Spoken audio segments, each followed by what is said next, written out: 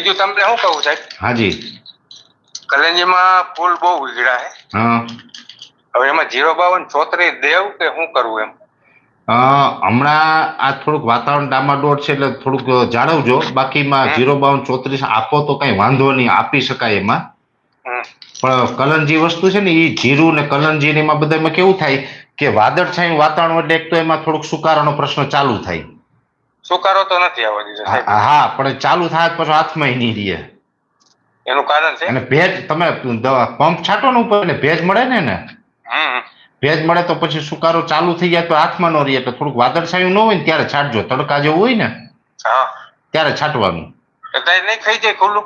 હા એટલે આમ તો હવે ખુલ્લું જ છે, બહુ વાંધો નથી, હવે ખુલ્લું જ છે.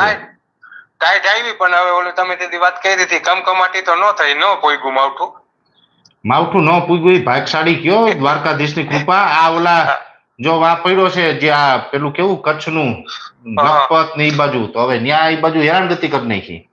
હા એ સાચું તમારું. એ તો જ્યાં પડે ત્યાં તો હેરાનગતિ. આ તો છૂટા છવાયું હતું એમાં બચી ગયા એમ કયો.